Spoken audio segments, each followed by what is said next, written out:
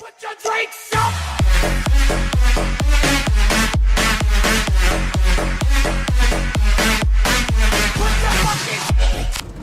Hello everyone and welcome back to another video in World of Tanks.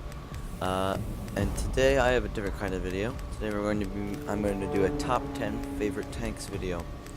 And this was a really hard one for me to do because I have about 124 tanks in my garage. And I had to pick 10 that I like the most. So without further ado, here's my top 10. Number 10, the Skoda T25. Why do I like the Skoda T25? As it barely squeaks into the top 10 here. I like it because of the evil little autoloader that this thing has. It has a 75mm autoloader that fires 3 shots in rapid succession, as you're going to see in this clip in a moment. The 110 average damage, so it can dish out 330 really quickly, and it fires 15 rounds a minute base, and that's really good. And it moves pretty quickly too. Its armor is nothing to be praised, but as you can see there, just dished out 300-ish damage to that Bogatir, which is a KB222 for all your PC players, with ease. And now we're gonna finish him off here. It has great mobility. It can get around the map without any struggle, and overall it's just a great all-round tank. It's one of the best tanks in the Czech line until you get up to about tier 8. So let's get on with number 9. Number 9, Scorpion G. Now, Scorpion G is one of the many tier 8 German tank destroyers. But what makes this one so special? Well, it has a turret, which only, I think it's the Borsig, the Waffle, and the Waffle A100 will have. We don't have the Krups there on console yet, but that has it too. Now, Scorpion G has an amazing 128 gun down in tier 8. It doesn't have the greatest rate of fire, but it packs a real big punch with 490 alpha. Its camo is alright, nothing to brag about though. But as you can see here, it's also very mobile and can get around the battlefield easily. We didn't get a lot of sniping in this map. I hit maybe 1 shot in the back. You can't really tell. Nothing to be proud of. So we get in close combat with this Motherland, which is a T4 mod 1, a T28 as well.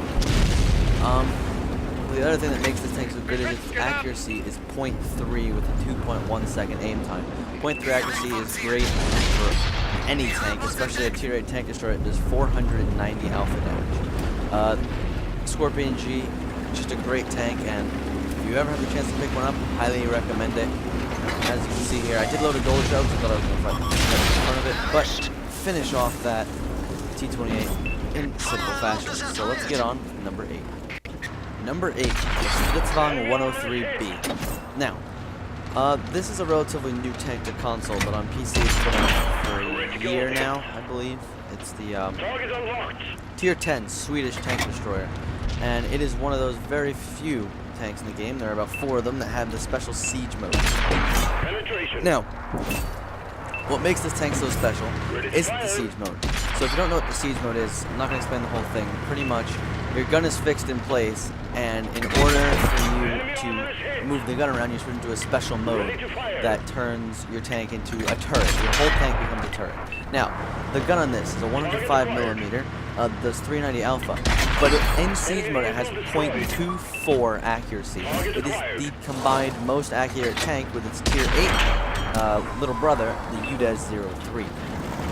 This tank can move at, I believe it's 50 going forward and 45 in reversion, which makes this tank very mobile, can get around the battlefield easily, and has a high penetration gun with 308mm of base penetration, 350 premium penetration.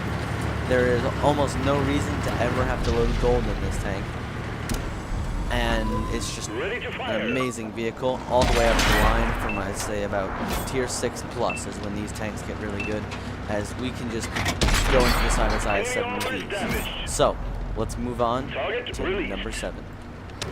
Number 7, the T10. My favorite tier 9 heavy tank that I have, even though I may only have 2 of them. It is still an amazing vehicle that will forever have its place in my heart. Now, what is so good about the T10? Well, the T10 is the predecessor to the IS-7. Now, as you saw, that was a low roll. That did Tanks at 380, but this thing packs a punch with 440 alpha damage and 258 millimeters of penetration on this 122 millimeter gun. This thing can hit for more than 500, and it has .38 accuracy. It's not the greatest, it's not the worst. This thing is mobile as hell though. It is a medium tank with heavy tank armor. This thing has great armor on the turret, especially 250 millimeters of frontal turret armor. Is right here, watch this roll for 500. 500 exactly. We haven't gotten many of those, it's not very common. But this thing can move. I don't remember the exact top speed, but it can easily get to around 45, 50 kilometers an hour. It's not difficult. This thing is a medium tank with heavy tank armor and a heavy tank gun. And with some good crew skills, good equipment, you can get this thing's DPM up really high. It fires a base 4.88 rounds a minute. And overall, this tank is just a great vehicle. On PC, it's being moved, unfortunately, from the IS-7 line, which I think it fits perfectly, but apparently not to the devs. But on console, we get a few more, hopefully another year or so, of T10 leading up to the IS-7. So without further ado, let's get on to number 6. Number 6, the FE215B183, aka the Mighty Death. So, what is so great about this tank, you may be asking, and if you don't know, and you're probably fairly new to this game. So, this tank, the Death Star, has a 183mm gun that has 3 types of ammo: AP, HESH, and high explosive.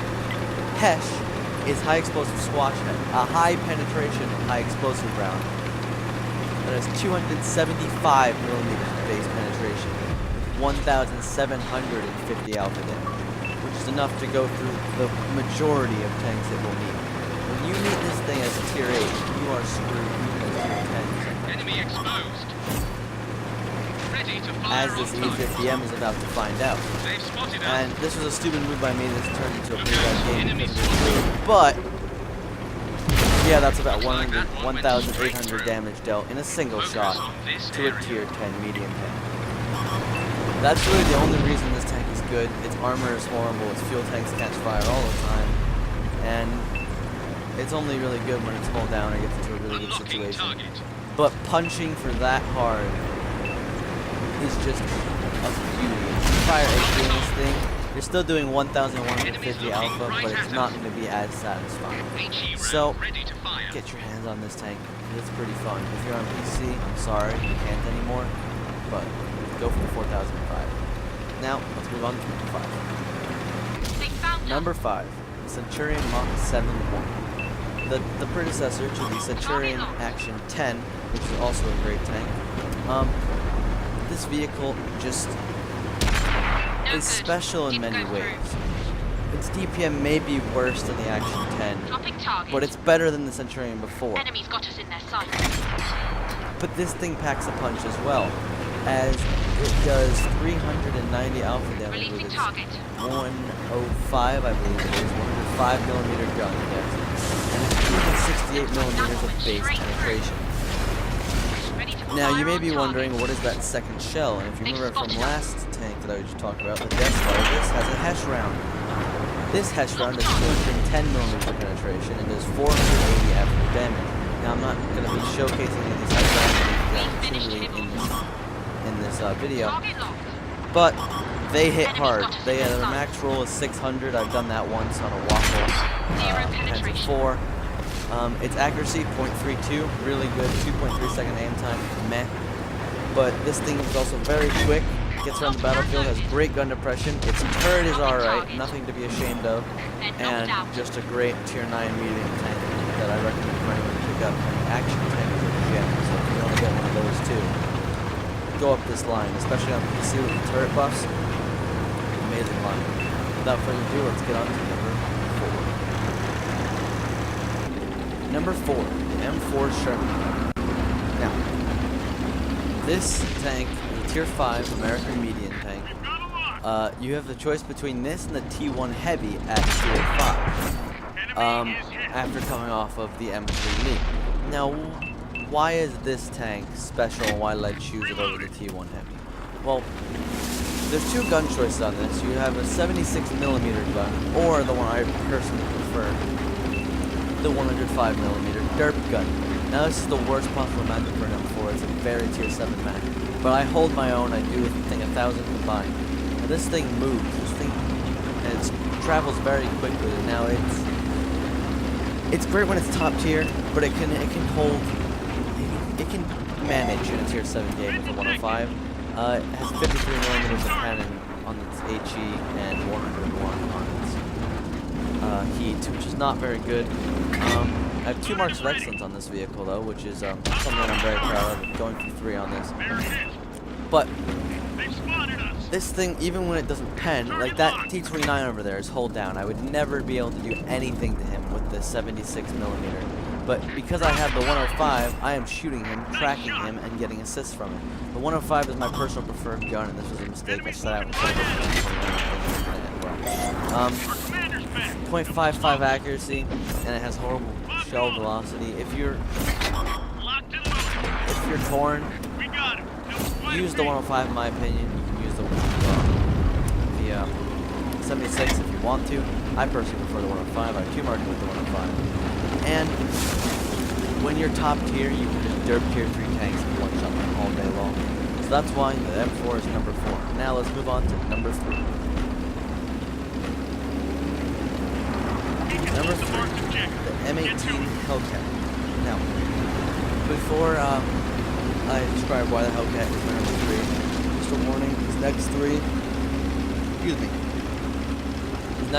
tanks, including the Hellcat, the number 2 and number 1 tank, I have to use the replay files because the live gameplay files that I had got corrupted somehow.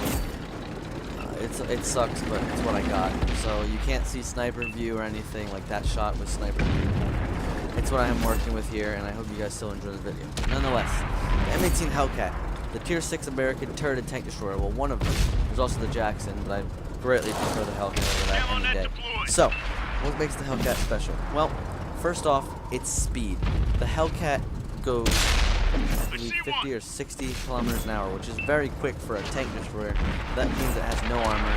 So I'm going to tell you a little secret that Hellcat drivers hate. Shooting at once. Fire eyes. We hate that. Also, the 90mm gun on it is lovely. 0.35 accuracy and 1.7 second aim time.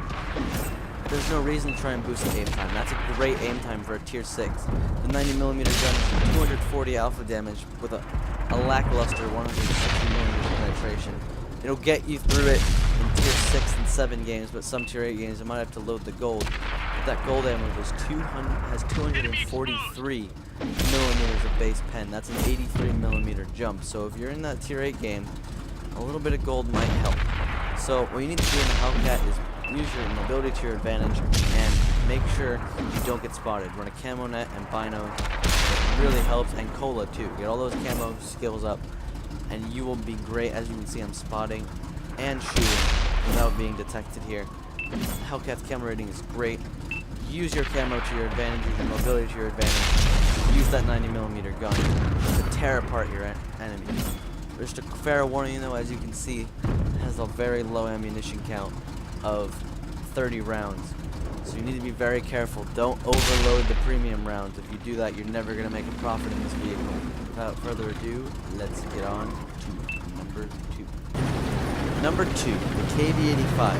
The KB85 is my first ever 3-marked vehicle, which gives it a special place in my heart. But it's also placed one of my favorite tanks, the KB1S, which is unfortunately now down in tier 5. I don't like the tier 5 version of it. So, it's not a great game, the KB85. It just wasn't treating me right today. So, this game, nothing special. Alright? Just a warning. But I'm just going to talk about the tank. So, the tank. If you're on PC, use the 100mm gun, which has 170mm of pen and 250 alpha damage. It's much better and you have higher DPM. But on console, however, use the 122mm gun. It has 175mm of penetration and does 390 alpha damage.